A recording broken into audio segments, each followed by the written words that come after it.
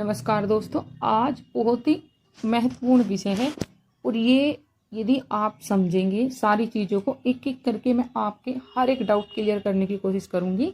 अपनी तरफ से मैं एकदम अपना 100% दूंगी, लेकिन आप चीज़ें जो है वो थोड़ा सा समझने की यदि कोशिश करेंगे तो वो आप चीज़ जल्दी समझ पाएंगे।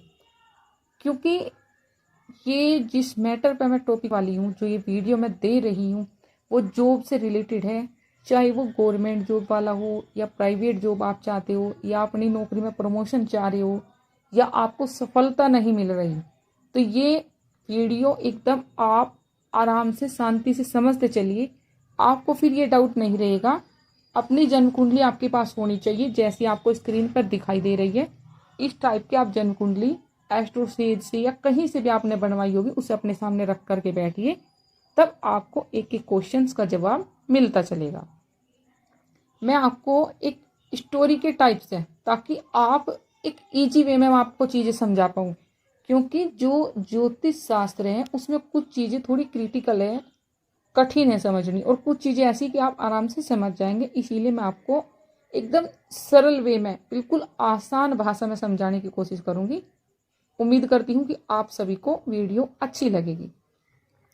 अब आप पहले एक चीज़ समझिए, आप अपने आसपास नज़र घुमाइए, अपने फैमिली में, पास पड़ोस में, अपने रिश्तेदारों में।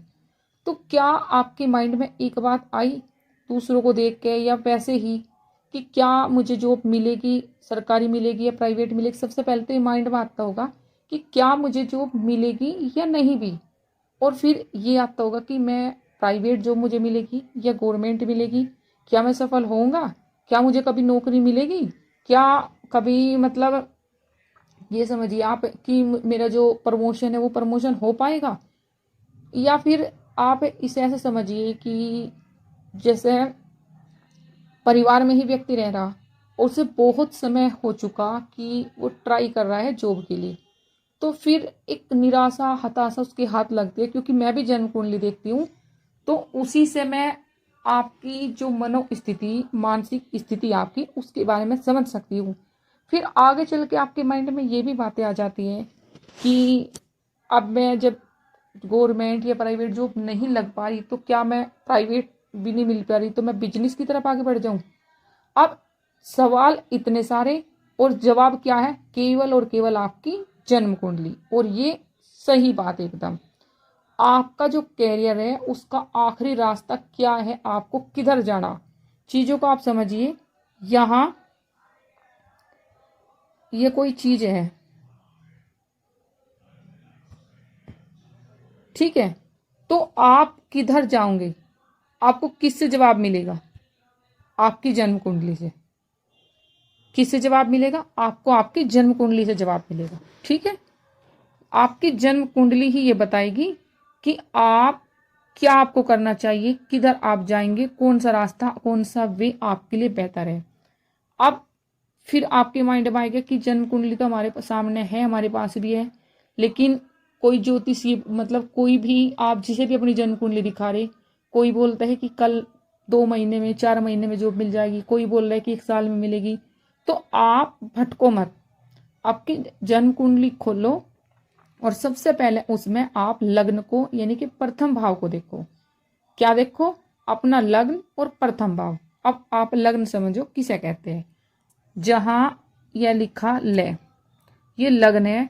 सभी की जन्म कुंडली में लग्न ही कहलाएगा, चाहे यहाँ 7 लिखा हो, 1 लिखा हो, 2 लिखा हो, 3 लिखा हो, 12 राशि तो 12 अंक तक पूरी जो 12 खाने, इसमें कोई ना कोई अंक लिखा होगा।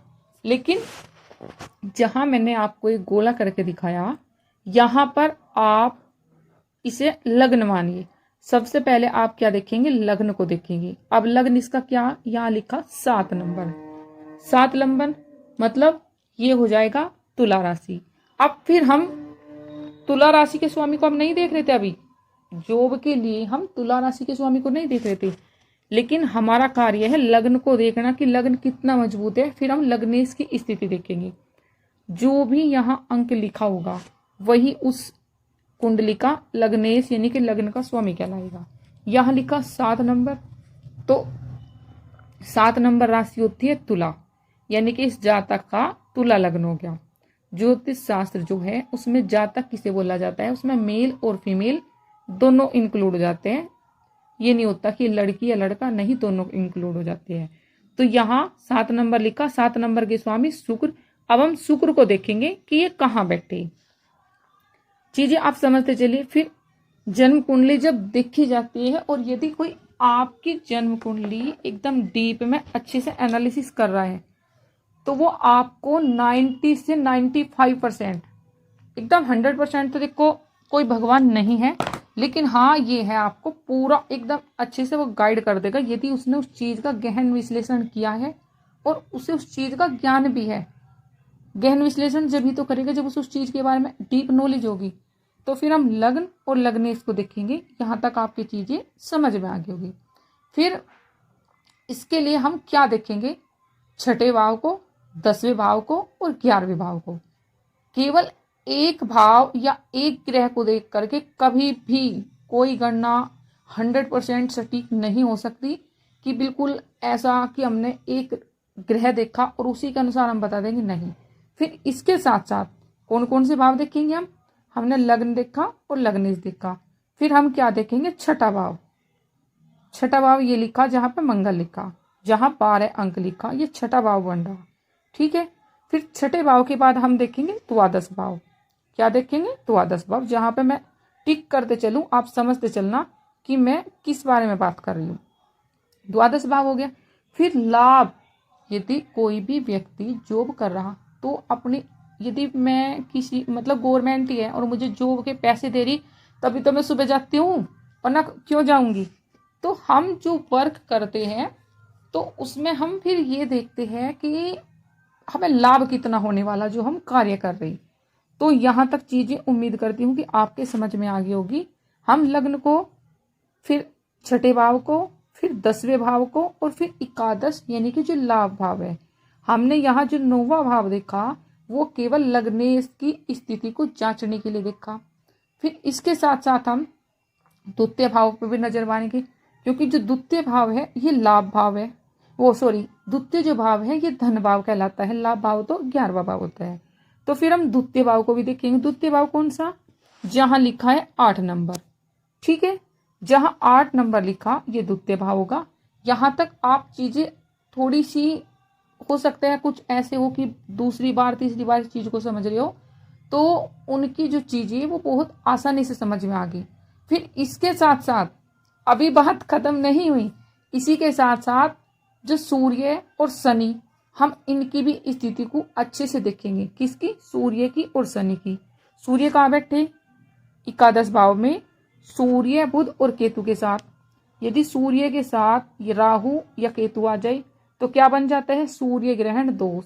अब जिसकी भी जन्म कुंडली, इसके लाभ जो भाव है एकादश भाव, वहां पे सूर्य ग्रहण दोष बना हुआ है। हमने यानी कि यहाँ सूर्य की स्थिति देख चुके। अब हम इसी जन्म कुंडली में शनि की स्थिति देखेंगे कि शनि कहाँ बैठे हैं। शनि बैठे हैं तीसरे भाव में। कितने नंबर की राशि, 9 नंबर की। 9 नंबर की राशि गुरु की धनु राशि। हर चीज ये एक गणित है और गणित एक पूरी कैलकुलेशन यदि लगाने वाले ने एकदम सही अच्छे से पूरी बारीकी से उस चीज की जांच की, जिस तरीके से, ऐसा समझिए कोई डॉक्टर ही है और उसे किसी भी मरीज की आंख का ऑपरेशन करना, तो वो आंख का ऑपरेशन तो करना है उसे, वो ये देखिएगा कि इस पेशेंट को किसी चीज से कोई एलर्जी तो नहीं है, या डायबिटीज तो नहीं है, बीपी की तो समस्या नहीं है। तो वो धीरे धीरे करके फिर उसी के अनुसार आपको अच्छे से एक पूरा डीप एनालिसिस करके मेडिसिन देगा ताकि आपका भला भी हो और आपको किसी चीज का कोई साइड इफेक्ट ना हो। यहां तक आप चीज समझ गए। सूर्य की देख ली हमने, शनि की देख ली। अब हम और क्या देखेंगे, बुद्धि के देवता बुध को देखेंगे। बुध कहाँ बैठे हुए, सूर्य के साथ। जब भी सूर्य के साथ बुध बैठ जाए तो बुध आदित्य योग बन जाता है। क्या बन जाता है, बुध आदित्य योग। लेकिन गड़बड़ कहाँ होगी, यहाँ केतु के बैठने से। हालांकि केतु का 11वें भाव में बैठना ठीक माना जाता है, अच्छा माना जाता है और घर के मुकाबले, क्योंकि जो केतु है वो आध्यात्मिकता की तरफ यहाँ उस व्यक्ति को मोड़ देता है जिसके 11वें भाव में केतु बैठा हो। लेकिन समस्या हो गई यहाँ पर सूर्य और बुध के साथ बैठने थे। यहाँ इस व्यक्ति को इतना अच्छा लाभ मिल सकता था, बुध आदित्य योग होने के कारण सूर्य के साथ बुध बैठ गए, बट केतु के कारण ये जो अमृत बनने वाली चीज थी वो क्या होगी, जहर बन चुकी है। ठीक है, यहां तक समझ में आ गई। फिर इसी के साथ साथ हमने बुध की भी देख ली। अब हम बुद्धि के देवता, ज्ञान के देवता गुरु की स्थिति देखेंगे कि गुरु कहाँ बैठे है। ये समझते चलिए आपकी किस किस तरीके से हम ये जानेंगे कि हमारा किस क्षेत्र में हम जाए। निराश और हताश नहीं होना, जब भी लगे कि परेशान है, दुखी है, समाधान होगा, बट आप सही डॉक्टर के पास चले जाना। फिर इसके बाद अब आप समझोगे कि कितना हो गया, नहीं, इसके बाद हम देखेंगे, हमने सभी चीजें देख ली, अब हम राहु और केतु को भी देखेंगे ना। तो हमने यहाँ केतु को भी देखा, अब राहु को देखना बाकी। राहु भी इसके गलत भाव में बैठा हुआ है। कौन से भाव में, पंचम भाव में, जो विद्या, संतान, पेट से संबंधित रोग, ऐसी ऐसी तकलीफें देता है राहु यदि पंचम भाव में बैठ जाए। अब राहु पंचम भाव में बैठने का मतलब है इस व्यक्ति को इतना पढ़ने ही नहीं देगा। राहु क्या है, भ्रम पैदा करने वाला, कल्पना, सपनों में खोने वाला। ठीक है, और इसके साथ साथ यदि यहां तक सारी चीजें अच्छी होती तो फिर उसके साथ साथ हम क्या देखते, दशा और अंतरदशा और साथ में गोचर की स्थिति को भी बहुत अच्छे से समझते। क्या समझते, गोचर की स्थिति को भी। ठीक है, क्योंकि गोचर की स्थिति देखी जाती है। अब फिलहाल जो जन्म कुंडली जिसकी भी है वो बनी हुई है जब इस बच्चे ने जन्म लिया उसके अनुसार। लेकिन जैसे सूर्य है एक राशि में एक मंथ रहते हैं, और बाकी शुक्रदेव तो कभी कभी किसी किसी राशि में केवल 17-17 दिन, 15-15 दिन के लिए भी परिवर्तन कर देते हैं। तो स्थिति बदलेगी ना, गोचर होगा तो ग्रह एक घर से दूसरे घर में, इधर से इधर मतलब जाएंगे। कभी वक्री होगा तो वापिस से फिर उसी राशि में आ जाएंगे। जैसा अभी शुक्रदेव है वो कन्या राशि में विचरण कर रही, अभी वक्री नहीं है, लेकिन कुछ दिन बाद फिर इसी राशि में कन्या राशि में ही आएंगे, लेकिन वक्री होकर के उल्टे आएंगे, आगे को ना जाके पीछे को आएंगे। तो ये चीजें देखी जाते हैं। इसीलिए जब आप ये समझिए, हम किसी भी जातक की कुंडली देखते हैं और फिर उसे रेमेडी देखते हैं, देने की कोशिश करेंगे, जो भी बताएंगे मतलब रेमेडी उपचार बताएंगे, तो हम फिर ग्रहों की दशा भी देखेंगे कि अब फिलहाल अब उस व्यक्ति की जन्म कुंडली, उसमें सूर्य ग्रहण दोष बना हुआ है जब उसने जन्म लिया, और अब जो उस व्यक्ति पे जो महादशा चली हुई है या अंतरदशा चली हुई है वो गुरु की चली हुई है। अब ऐसे समय में हम उसे सूर्य से संबंधित रेमेडी नहीं देंगे। यदि वो टीचिंग फील्ड में जाना चाह रहा, आध्यात्मिकता के क्षेत्र में, ज्ञान के क्षेत्र में आगे बढ़ना चाह रहा, विद्वान या कोई एस्ट्रोलॉजर बनना चाह रहा, तो हम उसे गुरु से संबंधित रेमेडी देंगे, क्योंकि उसके ऊपर जो महादशा भी चली हुई है गुरु की, गुरु ग्रह और सूर्य ग्रह इतनी ताकत रखते हैं। ये अकेले अकेले ग्रह यदि एकदम उचके होकर बैठ जाए और उस समय में उस जातक ने अच्छी रेमेडी कर दी तो उसका जो कार्य है वो उसके भाग्य से बन जाएगा। ठीक है, भाग्य और उसके ज्ञान से। यहां तक उम्मीद करती हूँ कि आप सभी को चीजें समझ में आ गई होगी। यदि समझ में नहीं आई हो, मैं एक बार फिर से थोड़ा सा क्लियर करते हुए समझाती हूँ आप सभी को, थोड़ा सा एकदम अच्छे से समझिए। अब सबसे पहले हम बात करेंगे कि छठा भाव क्या क्या होता है। मतलब हमने लग्न लगने से यहाँ तक समझाया मैंने आप सभी को। अब हम देखेंगे कि जो लग्न है वो छठा भाव कैसे हो, किस तरीके से हो, हम ये समझना चाह रहे। तो छठे भाव का यहां से समझिए, छठा भाव कौन सा हो गया, ये वाला। ठीक है, ये छठा भाव हो गया। अब छठे भाव का मतलब क्या है, छठा भाव देव का कंपटीशन और बहुत ज्यादा मेहनत, संघर्ष, हालांकि इसे शत्रु घर भी कहा जाता है, लेकिन विरोधियों से जुड़ा हुआ यानी कि शत्रु घर बहुत ज्यादा संघर्ष कराएगा, नौकरी, सेवा भाव, और इसके देवता शनिदेव। तो जब हम नौकरी की बात करेंगे तो हम छठे भाव को भी नजरअंदाज नहीं करेंगे। ठीक है, अब आप ये समझिए, कुछ जो व्यक्ति है भी बोलते हैं कि हमारा तो छठा भाव अच्छा है या खराब है, तो हम कैसे देखें इस चीज को। तो छठा भाव अच्छा है या खराब है नौकरी के मामले में, ये सवाल अच्छा है, बहुत जरूरी है उसने जो क्वेश्चंस किया। फिर हम ये भी देखेंगे कि छठे भाव में कौन सी राशि बैठी, जो राशि छठे भाव में बैठी, तो जो राशि छठे भाव में बैठी उस छठे भाव का स्वामी कौन हो गया, उस राशि का स्वामी। अब यहां पर छठा भाव जो है 12 नंबर लिखा है 12 नंबर की राशि मीन। तो हम, और यहां मंगल भी बैठे, कौन बैठे यहाँ पर, मंगल भी बैठे हुए। तो हमें ये सारी चीजें पूरी कैलकुलेशन करी जाती है, अच्छे से इन चीजों को देखा जाता है कि कहाँ क्या कौन सी राशि किस तरीके से बैठी, कौन से हाउस में बैठी। ठीक है, यहां तक उम्मीद करती हूं कि आप सभी की चीजें समझ में आई होगी। यदि आप अच्छे से इन सब चीजों को समझेंगे तो आप समझ जाएंगे। अब 12 नंबर की जो राशि क्या है, मीन। फिर मीन को देखेंगे, मीन के स्वामी कौन है, बृहस्पति। अब हम बृहस्पति के हमने वैसे भी दृष्टि के बारे में अच्छे से उनके बारे में देखा था कि गुरु ज्ञान के देवता वे कहाँ बैठे। तो अब हम छठे भाव के स्वामी पर भी देखेंगे और साथ में ये भी देखेंगे कि वो किस भाव पे बैठा और उस पे किस भाव की दृष्टि पड़ रही। अब तक आपकी चीजें बहुत सारी उलझ पुलझ हो गई होगी, तो मैं आपको इसीलिए बार बार थोड़ा सा एकदम शांति से सुनते चलिएगा। मैं हंसी मजाक इसलिए कर रही ताकि आप सब बोर ना हो, इस चीज को आप समझ पाए कि मैं जो आपको समझाना चाह रही हूँ आप समझो। ठीक है, अब छठे भाव के स्वामी का 10वें भाव से क्या संबंध है, हम इस चीज को भी अच्छे से देखेंगे, नकारेंगे कभी नहीं। छठा भाव केवल नौकरी ही नहीं दिखाता। आप कहीं घर में रह रही हो अपनी, और आपके घर में आपके बहुत सारे शत्रु और विरोधी है। आप जहां पर रह रहे हो फिलहाल, घर छोड़ दीजिए, घर में तो शत्रु कहाँ होगा। आप कहीं सोसाइटी मतलब कहीं पे रेंट पे रहने के लिए चले गए, तो जहां आप रेंट पे रह रहे हो वहां मान लीजिए 2-4 जितने भी मेल फीमेल जो भी वहां पे रहने वाले सदस्य हैं वो सब आपके खिलाफ हैं, कोई भी आपको पसंद नहीं करता। मान लीजिए, मैं ऐसा नहीं कह रही, ऐसा केवल कल्पना कर लीजिए। तो फिर वे सारे शत्रु विरोधी हैं आपके, लेकिन यदि आप उनमें सबसे पावरफुल हैं तो वे आपका बाल बाका भी नहीं कर पाएंगे। या आप उनसे ज्यादा माइंडेड हैं तो आप उनके जासे में भी नहीं आ पाएंगे। तो यहाँ जो छठा भाव है वो हमारे जो विरोधी, हम उन पर कितना हमारा मतलब पकड़ है, कितने हम उनसे दब्बू टाइप के तो नहीं है, कोई हमें दबाने की कोशिश करे तो हम दब जाएंगे।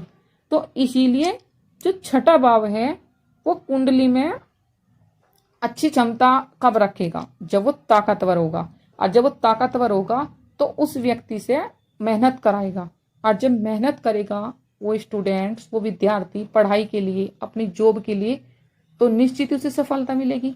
अब कोई स्टूडेंट्स है और उसका छठा भाव अच्छे से मजबूत है और उसका छठे भाव का जो 10वें भाव का संबंध है वो भी अच्छा, तो ऐसा व्यक्ति लगातार प्रयास करेगा। अगर एक बार या फिर 2 बार 3 बार कंपटीशन में किसी कारणवश उसे असफलता मिली तो ऐसा व्यक्ति जल्दी से हार नहीं मानेगा, वो बोलेगा कि नहीं एक बार और ट्राई करता हूँ।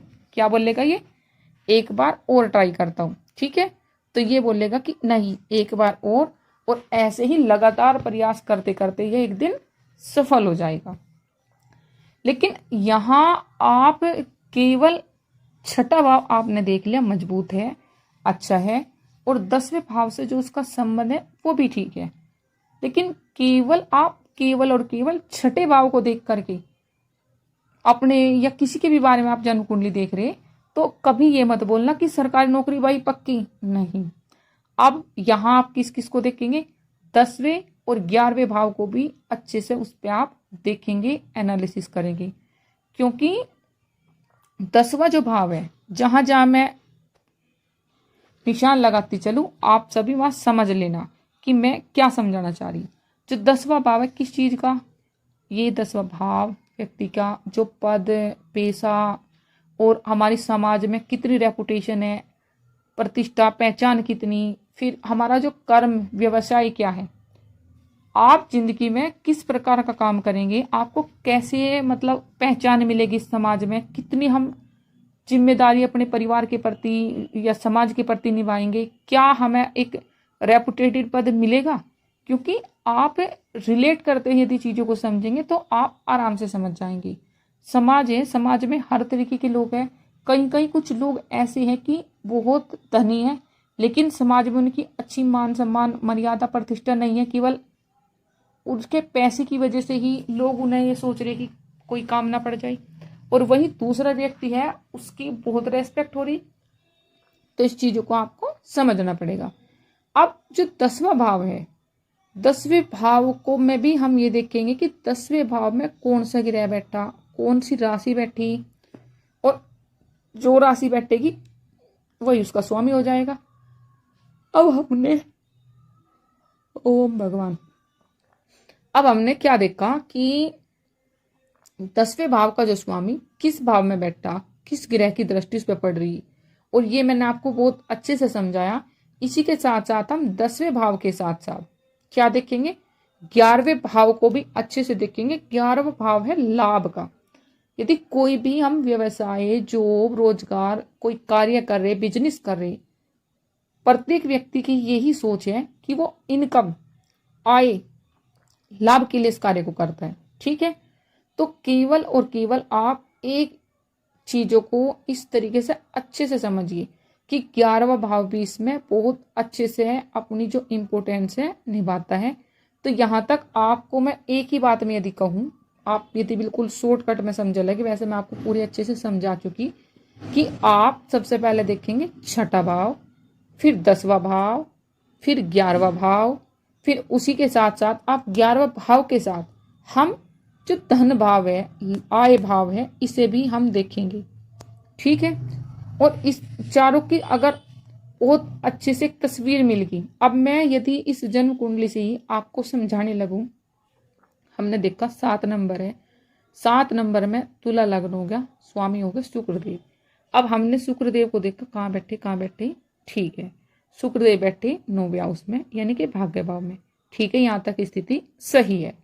यहाँ तक इसकी जो जिसकी भी कुंडली पॉजिटिव रिजल्ट बन रही है।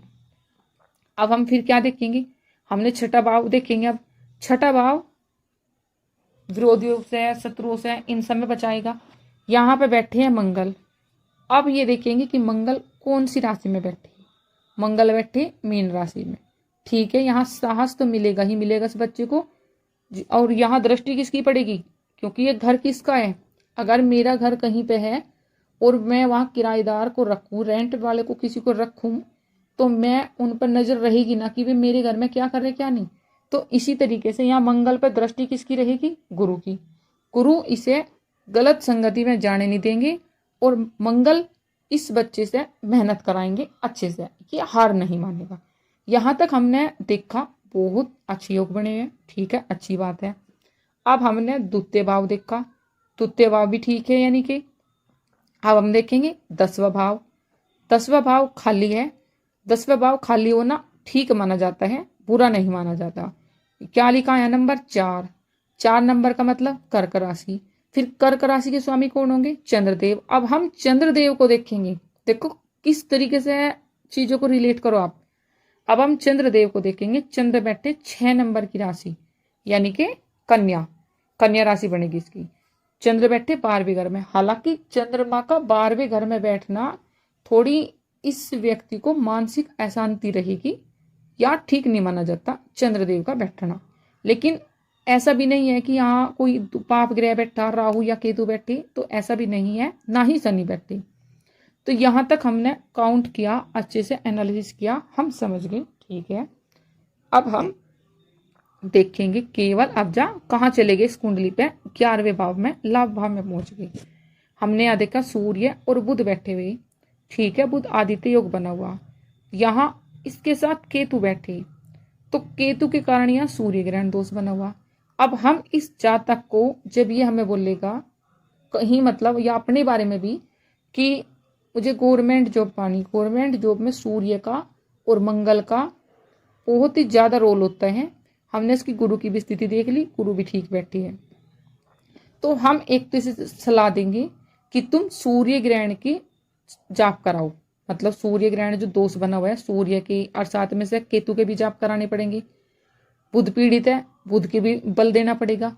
एक तो करेंगे ये, फिर इसके साथ साथ मैं आपको बहुत अच्छे से समझाया कि हम शनि को भी देखेंगे। शनि इसके कहाँ बैठे? तृतीय भाव में। कहाँ बैठे? तृतीय भाव में। के कितने नंबर की राशि के साथ? 9 नंबर की राशि के साथ। 9 नंबर किसका? 9 नंबर है धनु। धनु के स्वामी बृहस्पति। ठीक है, शनिदेव इससे मेहनत कराएंगे और जो गुरु है भटकने नहीं देंगे। यहां तक हमें एकदम पॉजिटिव, बिल्कुल एकदम सही रिजल्ट हमें मिले हैं। तो हम इसीलिए तो थोड़ा सा बोला जाता है कि इतनी जल्दी मत करो। जो भी जन्म कुंडली दिखाते हैं वे 1 मिनट में सोचते हैं कि 1 मिनट में देख के चला जाए। नहीं, ऐसा नहीं होता। देखो, योग होना अच्छी बात है, लेकिन योग का समय पाना ये दोनों अलग अलग बात है। नहीं समझे? अब आप समझो, आप चाह रहे गवर्नमेंट जॉब और मैं बोलने लगूँ आपको 50 के बाद मिलेगी, करोगे क्या उस जॉब का? ठीक है, तो आप योग बन गए, यहां तक अच्छी चीजें है। फिर हम सही समय पे उस रेमेडी को कर ले जो हमारी जो जन्म कुंडली उसमें जो भी मतलब कमी है, कमी मान लीजिए, या कोई दोष बना हुआ, शनि ग्रहण या शनि की दृष्टि वहां पे कोई वैसी बनी हुई है, और इसके साथ साथ थोड़ा सा अपनी मेहनत को बढ़ाते चलेंगे। और इस तरीके से गवर्नमेंट जॉब, प्राइवेट जॉब का यहाँ तक आपको समझ गया होगा। और हमने बुध की गणना क्यों करी थी? क्योंकि मैंने आपको बताया था ना, हम बुध को भी देखेंगे। बुध की गणना, बुध क्या है? गायकी, बुद्धि, संचार, कैलकुलेशन, गणित वाली जो टेक्नोलॉजी है, गणित से संबंधित व्यापार में जो हमारी सोच विचार है, जैसे है कम्युनिकेशन स्किल्स हमारी कितनी अच्छी है। हम आईटी सेक्टर में जा सकते हैं, जो जिसका बुध अच्छा होगा। तभी तो ये बताया जाता है कि तुम इस लाइन में जाओ। ठीक है, यहां तक तुम समझ गए कि क्या क्या चीजें हमने देखी और किस किस चीज में, किस किस क्षेत्र पे हम वर्क करना शुरू करेंगे अच्छे से। तो ये मैंने बुध के संबंधित बताया आपको कि बुध लेखन से संबंधित और जो एनालिसिस वर्क हो उनसे संबंधित, ये इस तरीके से। तो यहाँ तक समझ गए आप।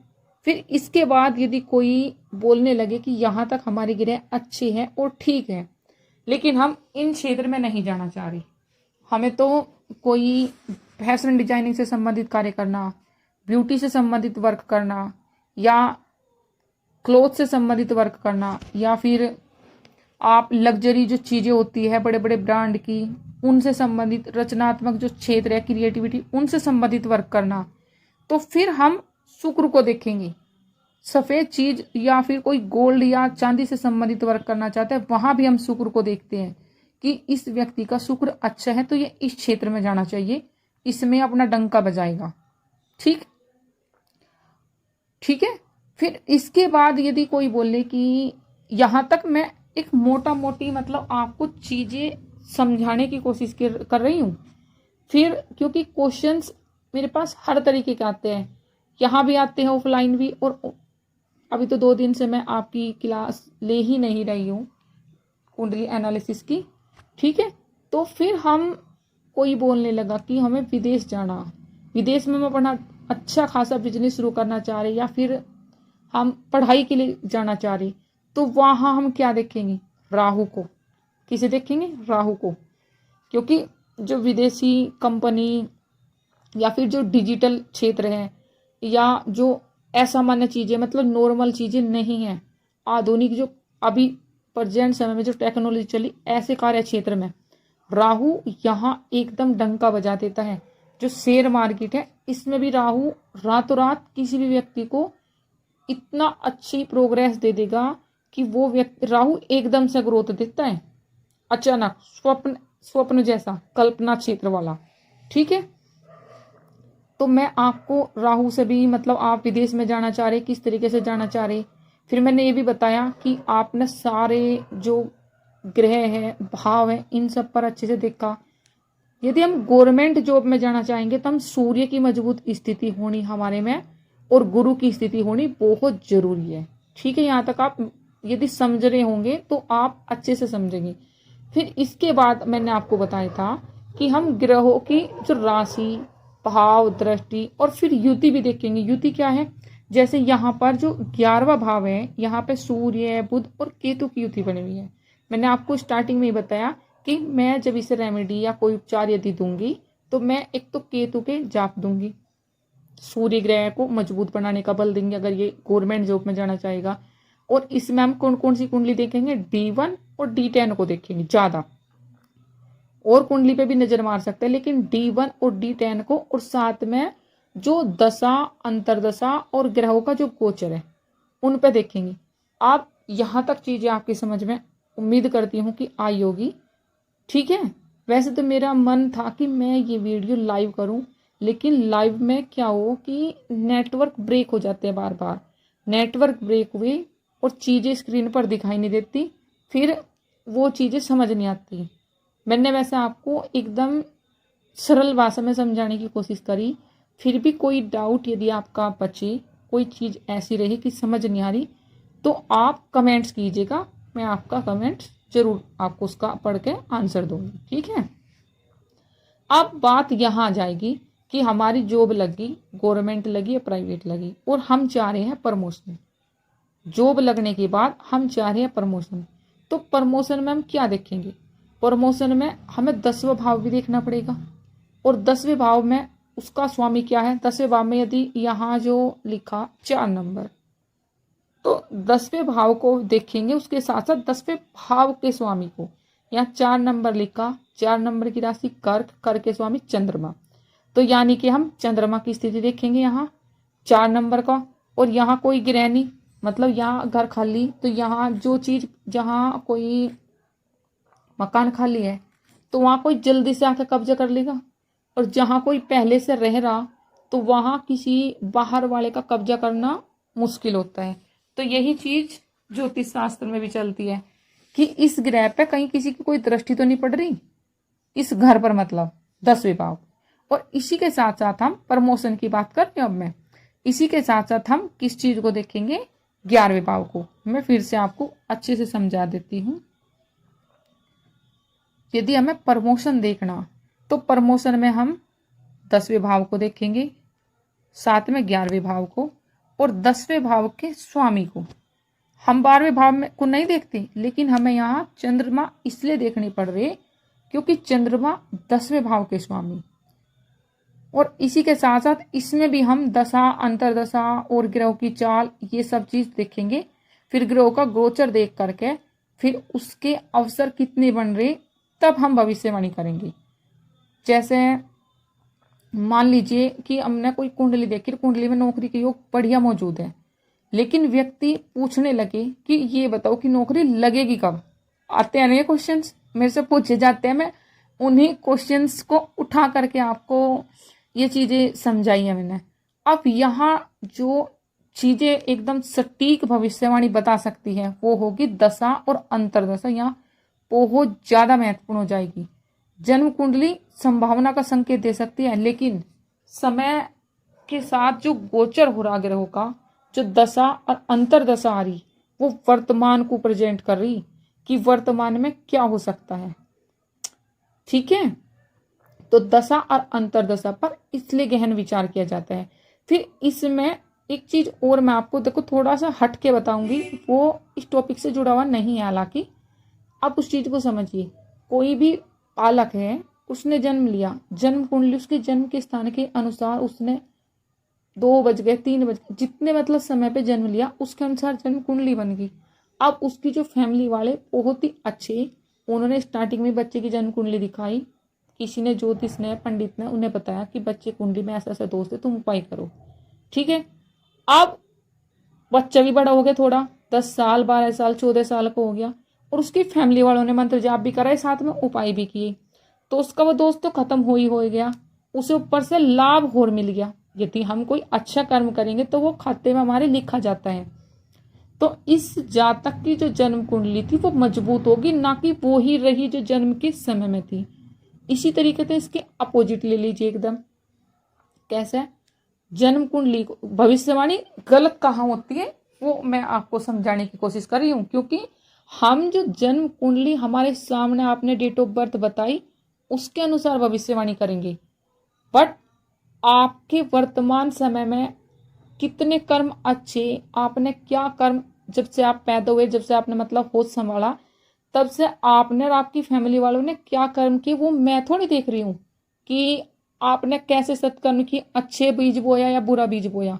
तो यहाँ आकर के जो भविष्यवाणी है, जो एनालिसिस है हमारा करने का, मतलब वो थोड़ा फेल हो जाता है। ठीक है, हाँ जी हाँ जी। तो यहाँ तक आप सभी चीजें समझ में आ गई होंगी। आप जब भी आप अपनी जन्म कुंडली खोलें तो आप ये ग्रह देख लिए। फिर उसके बाद मैंने आपको ये भी बता दी कि आप वैसे कोई सेवा क्षेत्र में जाना चाह रही, टीचर लाइन सेवा ही तो है, तो आप छठे भाव को ज्यादा इंपॉर्टेंस देंगे, उसे ज्यादा बल देंगे। आप पद प्रतिष्ठा पाना चाह रहे तो 10वें भाव को आप बहुत ज्यादा देंगे। यदि आप कोई बिजनेस करना चाह रहे, उसमें आप अच्छी सफलता पाना चाह रहे, तो आप 11वें भाव को बहुत ज्यादा बल देना शुरू करेंगे। मतलब मैं आपको एक हिंट देना चाह रही, आइडिया देना चाह रही। और यदि आप कोई धन से संबंधित, धन का लेन देन कर रहे, पैसा ब्याज पे दे रहे या फिर आप इंटरेस्ट पे दे रहे, यानी कि या आय का कोई मतलब धन से संबंधित कोई वर्क कर रही, ठीक है, तो हम द्वितीय भाव को, धन भाव को देखेंगे। इसके साथ साथ एक चीज और आप मानिए, जैसे जो प्रशासन के क्षेत्र है, अधिकार के क्षेत्र है, जैसे आईपीएस, पीसीएस, पुलिस लाइन में मंगल का भी रोल होता है हालांकि, लेकिन जो अच्छे और प्रमोशन के मतलब बड़े पद होते हैं, पद प्रतिष्ठा के होते हैं, जिसमें अच्छे अधिकार मिले, आईएएस पीसीएस वगैरह के, तो यहाँ सूर्य का बलिष्ठ होना बेहद जरूरी है। यदि सब कुछ ठीक है और सूर्य मृत अवस्था में, ये कोई भी बालक हो, वो पूरा कोशिश करेगा अपनी तरफ से, 100% अपनी मेहनत पे बल देगा, बट लास्ट में आकर वो रिजल्ट में फेल हो जाएगा। और यदि उसके ग्रह थोड़े कमजोर भी है और उसने इतनी अपनी मेहनत की और उसके साथ साथ सूर्य से संबंधित उसने पूरे एकदम अच्छे से सारी रेमेडी कर ली, तो सूर्य उसका उच्च हो जाएगा। यहाँ उसे ऐसा लगेगा कि उसे एकदम सब भाग्य ने उसका साथ दे दिया हो। ठीक है, और हम जिम्मेदारी का, कोई अनुशासन से संबंधित, सेवा से संबंधित वर्क कर रहे तो हम शनि को बल देंगे। तो मैंने आपको सारी चीजें समझाने की कोशिश करी। हालांकि यदि मैं इसके ऊपर और लंबी वीडियो बनाने लगूं तो बहुत ही लंबी बन जाएगी, तो मैं आप सभी को एक अच्छे से समझाने की पूरी अपने तरीके से कोशिश करी कि कब अंतरदशा और महादशा का हम लाभ कैसे उठाएंगे, कहाँ धन का संबंध बन रहा, कहाँ कैरियर का स्वामी का बन रहा, कहाँ जॉब के संकेत मिल रही है, हमें कहाँ पे हमें कोई ग्रहण दोष तो नहीं लगा हुआ, पंचम भाव जो बुद्धि का, वहां तो कोई दोष नहीं बना हुआ। तो ये सारी चीजें देख करके ही तभी एक अच्छी रेमेडी बताई जाती है, अच्छी चीजें आपको समझाई जाती है।